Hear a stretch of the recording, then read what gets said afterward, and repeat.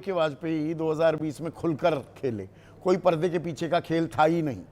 135 सीटों पर आप लड़े, लगभग 6% आपने वोट भी हासिल किया, विधायक एक ही बना, पर 6% आपने वोट लिए, उसमें मुसलमान भी वोट आए आपके पास, इसको तो इनकार नहीं करेंगे। इस बार का सारा खेल क्या मुस्लिम वोट बैंक तय करने वाला है कि बिहार जीतेगा कौन, हारेगा कौन?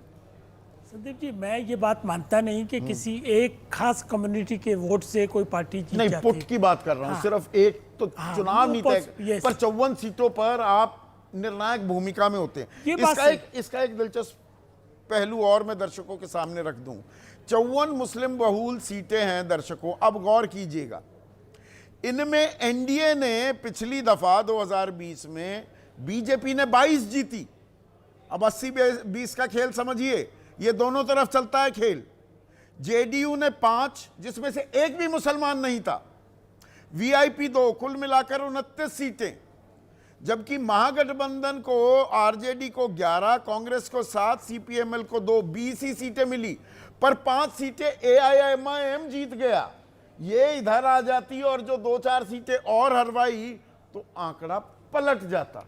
ये चुनावी गणित है, यही है ना गणित? बिल्कुल यही गणित है। हाँ। जातियां भी हैं, मजहब भी है, धर्म भी है, सब चीजें हैं, लेकिन उसके बावजूद हर उसी में तो किसने गोटियां ठीक सेट की हैं। एक सेकंड ना, हाँ बिल्कुल ठीक है। हाँ। अगर गोटियां सही हैं, आप सत्ता में आपने काम किया है, आपकी विजन ठीक है, तो ये सारी चीजों का कॉम्बिनेशन बनके तो जीतता है ना। तो कोई प्रशांत किशोर कह रहे हैं बीजेपी का डर दिखाते हैं महागठबंधन वाले, इन्हें वोट मत दो। वो ये नहीं कह रहे कि बीजेपी को वोट मत दो। प्रशांत किशोर का जहां तक सवाल है ना, हाँ। नई पार्टी है, अभी 2-2.5 साल उनको बनाए हुए पार्टी को हुए हैं, अभी तो अपनी बात रखने के काबिल भी नहीं हो पाए हैं।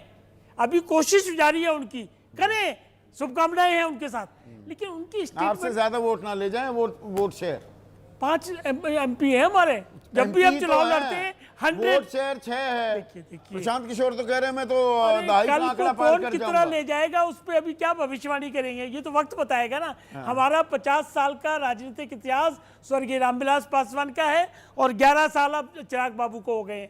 और जहां तक मुस्लिम वोट का सवाल है ना, मुझे कहने में कोई आपत्ति नहीं है कि स्वर्गीय रामविलास पासवान जी ने कुर्बानी की है मुस्लिमों के लिए। 2005 का वाकया याद होगा आपको, नहीं बने चीफ मिनिस्टर, होगा नहीं किसी मुस्लिम को बनाइए, ये रिकॉर्ड पे बातें हैं। 2002 के गुजरात दंगों के बाद इस्तीफा देने वाले भी पहले मंत्री थे, ये भी रिकॉर्ड पे है।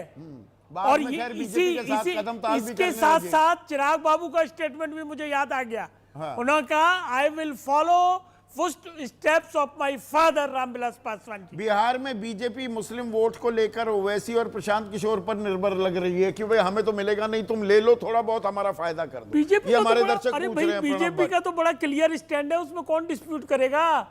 मुस्लिम के वोट की उनको जरूरत ही नहीं, कईयों के स्टेटमेंट नहीं, पर वोट कटवाने की जरूरत है ना, कि ये ना हो लामबंदी हो जाए। जब उनको जरूरत ही नहीं है तो कटवाने का कहां सिलसिला है। देखिए, वो जो क्लियर स्टैंड है उसमें कहां डिस्प्यूट करना है। सवाल ये है कि मुस्लिम समाज के लिए जो लोग सत्ता में रहे, उन लोगों ने कुछ काम किया, उनके उत्थान की बात की कि नहीं की, या सिर्फ बुरोक बनाते रहे। आपको याद होगा कांग्रेस के पास हुआ करता था, आपने बताया भी अभी, ये बात बिल्कुल सही है। कौन ले गया? रीजनल पार्टी छीन के ले गई उनका मुस्लिम वोट। इसीलिए तो मैं लगातार आरजेडी और कांग्रेस तो गया ना रीजनल पार्टीज के पास, भाई वापस कांग्रेस के पास आ रहा है, परेशान तो नहीं हो आरजेडी वाले। कांग्रेस ये बहुत सारे ये जलेबी नहीं इमरती बन रही है राजनीति। कांग्रेस का 1 पॉइंट एजेंडा है, ये मैंने 2 दिन पहले भी ये बात कही थी कि रीजनल वो पार्टियों से अपना वोट बैंक वापस लेके आए, जिसमें वीपी सिंह ने 89 में डेंट डाला था। जब तक वो वोट बैंक नहीं लाएंगे, और ये बात उनको समझ आ गई है। इस बार तो तेजस्वी पीछे रहे ना राहुल से, राहुल ने सारी कमांड तो मतलब 2 पहलू हो गए हैं यहाँ पर। देखिए, थोड़ा सा डिस्कशन को, विमर्श को और खोल दिया है ए.के. वाजपेयी ने आदेश। एक तरफ तो प्रशांत किशोर, उस पर तो हमने चर्चा की, पर दरअसल ये मुसलमान वोट बैंक की लड़ाई अब क्या विपक्षी खेमे या महागठबंधन में भी उभरती दिखाई दे रही है कि ज्यादा आकर्षण कांग्रेस की तरफ आ रहा है और आरजेडी खेमे में भी इस बात को चिंता है? अंदर खाने किस तरह की चर्चा चल रही है?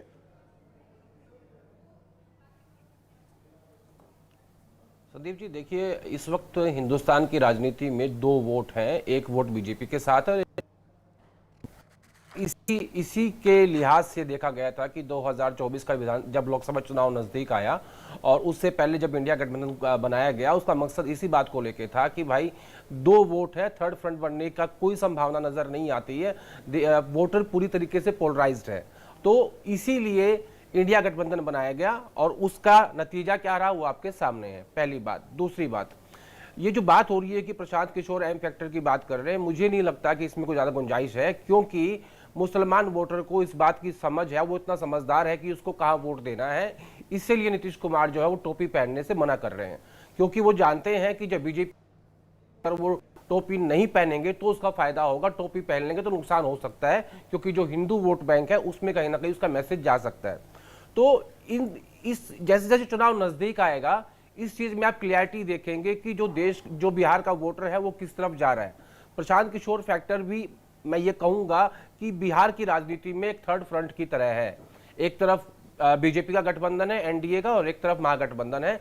इसके मुझे लगता नहीं है कि इन दोनों के अलावा कोई वोट अगर हम पिछले चुनाव में तीसरा फैक्टर है ओवैसी साहब का। एक मिनट उसी पर मैं एक सेकंड जारी रखिए। दो बातें रहेगी।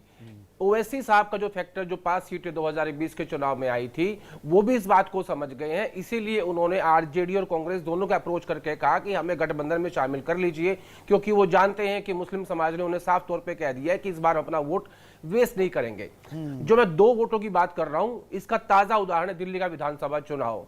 मुसलमान इस बात को जानता था कि बीजेपी को हराने वाली आम आदमी पार्टी है, इसलिए उसने आम आदमी पार्टी को वोट दिया, उसने कांग्रेस पार्टी को वोट नहीं दिया, जबकि कांग्रेस पार्टी को लोकसभा चुनाव में भर भर के वोट दिया।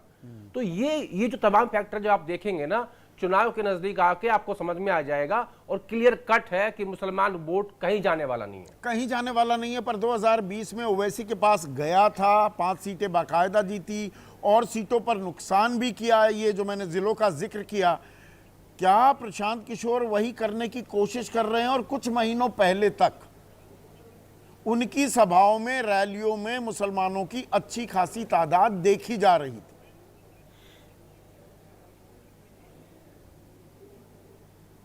देखिए, ओवैसी साहब के ऊपर जब विपक्ष के नेताओं ने यह टैग लगाया कि वो बीजेपी की बी टीम है, जहां जहां वो जाते हैं वहां सिर्फ कांग्रेस पार्टी और इंडिया अलायंस के साथियों का ही वोट काटते हैं, उसके बाद से उनको वोट मिलना बंद हो गया। अब आपने कहा कि प्रशांत किशोर क्या बीजेपी की मदद कर रहे हैं। देखिए, वो एक अच्छे रणनीतिकार हैं, उसके कई सारे उदाहरण भी रहे हैं पास्ट में, लेकिन मुझे ऐसा लगता है कि ये उनका एक्सपेरिमेंट सफल नहीं हो पाएगा, क्योंकि जो मैं बार बार कह रहा हूं कि हिंदुस्तान की राजनीति में आज 2 वोट है। जो पहले मुस्लिम तुष्टीकरण कहा जाता था वो अब हिंदू तुष्टीकरण में कन्वर्ट हो गया है। तो कहीं ना कहीं एक साफ मैसेज है वोटर का, और वोटर जमीन पे बटा हुआ है, चाहे वो 80-20 से कर रहे हैं। लोकसभा चुनाव में आप ही ने ये शब्द गढ़ा था मेरे ही शो पर